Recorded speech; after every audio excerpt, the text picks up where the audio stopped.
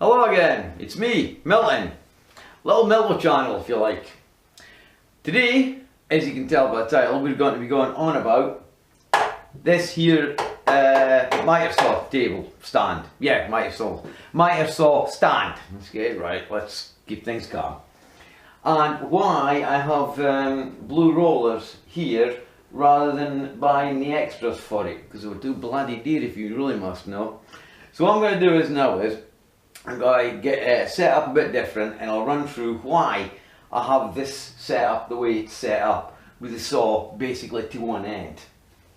Quite obviously, if you have one of these, you'll know why I've got it at one end, because of the length of the wood. Right.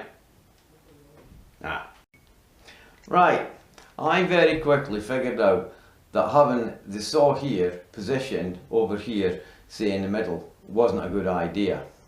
Because if I have to cut long lengths, it means that wouldn't actually be long enough, and then I'd have to move the whole table yet again, well, the whole miter saw table. And I thought, this has just got to be ridiculous. And then I did notice down here, Dewalt had put the locking bracket down here, away down there. And I'm going to thinking, hang on a minute, that's really what they're trying to tell us. If you're going to cut long lengths, you will actually really need to actually have the saw positioned further up, which I had to do with the evolution table when I had that one. And of course, so I figured it out. Long lengths, have it set for that way. Short lengths of wood, which is that one there, you would cut that way using the stop there. So that's why my saw is to one end. But of course I can move this bracket, and I'll show you it in more detail, along to this end here. So what we'll do now is we'll have a quick look at these brackets here now. Now then, how these slides here work is actually very simple. All you do is you do that, and you can slide it along like this, or slide it that way. Do that and it locks it back again in position. So let's have a quick look at these things here now. Let's lock this down. Find the right button again. Now, these screws here at this bit here and this bit here on the other side, they readjust the height. And I'll show you this actually, because I've actually got mine set to the right height. There is some little nuts on the back end of it here, which I think are 10mm. And you can tighten them up, and this automatically stops this bit here from moving about, although it still moves slightly, even tightening it down. Now this bit here can run over, and this now just becomes somewhere for the wood to sit on, or you can have it over like this as a set stop. But again here, if you notice, it does move, and to get these little things here, knobs if you like, tight enough, you've got to get it in and get it really tight to actually do it. But even although you've done that, it still is inclined to move a bit. So if you were using this as a stop, I wouldn't hit it too hard, otherwise you might dislodge something. But adequate for the job, I suppose. So anyway, you can actually take it off of that piece and then move it forward to put onto this here, and I'll show you. There is one underneath here, I'll just show you that one. There is one here, and when you actually slacken this one off, like so, I don't know how much to do it, you can then move it forward. Well,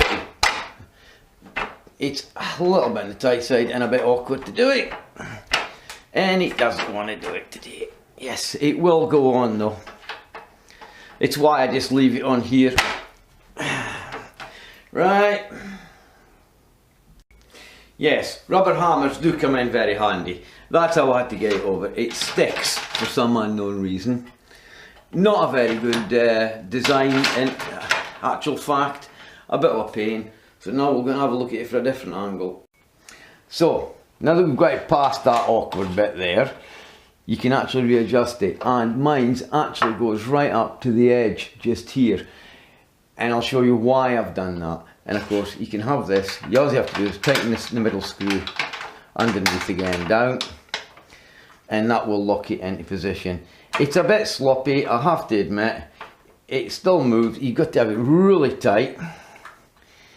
And as I say, they're adequate, the work. Not wholly 100% impressed with it, to be honest.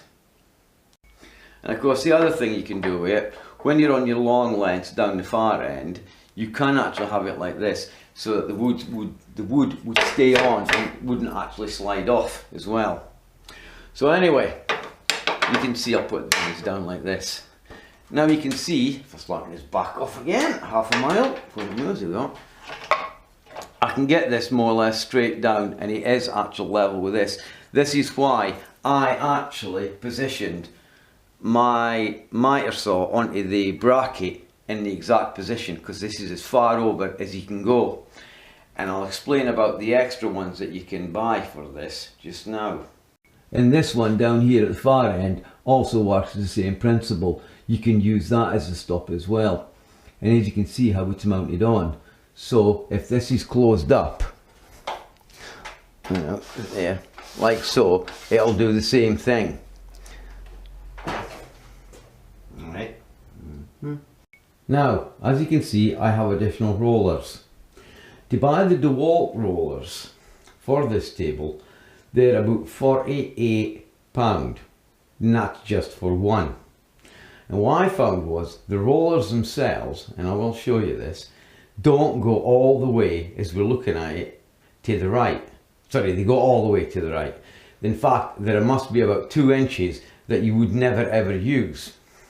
Not unless you would actually move the brackets that hold the miter saw around. And I worked this out and I still don't think you'd do it. And then of course at the far end you see the actual stops. Well, you can get bigger ones of them as well, but they suffer from the same problem. They won't go all the way to the left. There's still an overhang on the right hand side. Right. And I thought, for the price of all of this, I can buy 2 of these blue rollers here for £16 a piece. I'm Scottish, I'm a cheapskate, the rollers work better.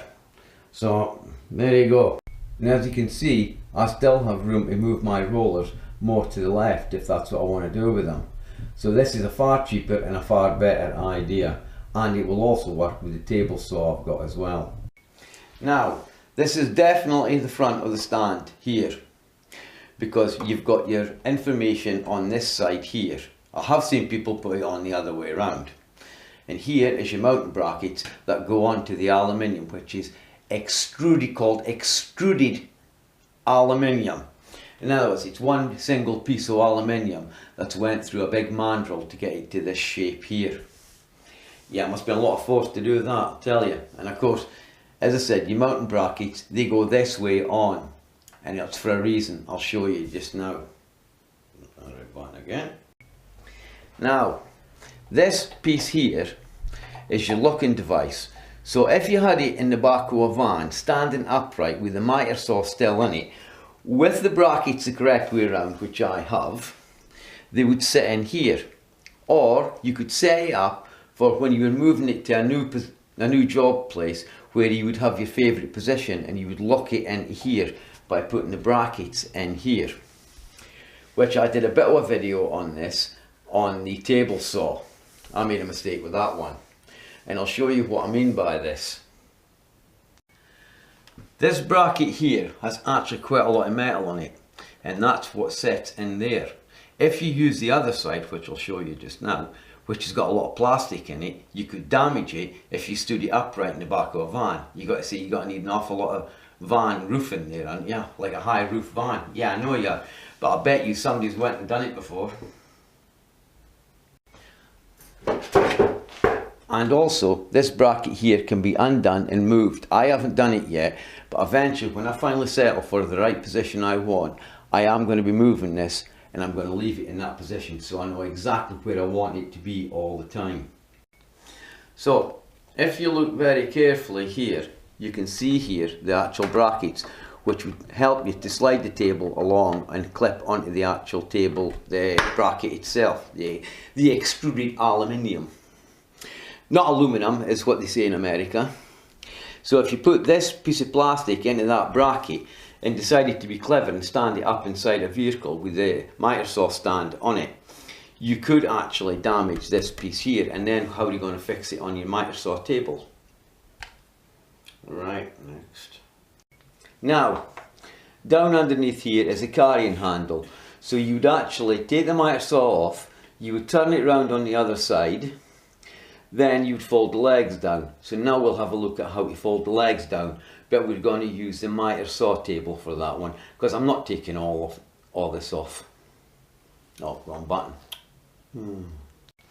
Okay then, I'll explain to you how the actual legs fold up and down, but I'm using this one to do it. It's the same principle, except it would be lying on its back on the ground on the miter saw table stand. You just push that in, you lift it up, it clicks into place. The same on this side, it clicks into place. And same here, it clicks down, but I'm not going to do it.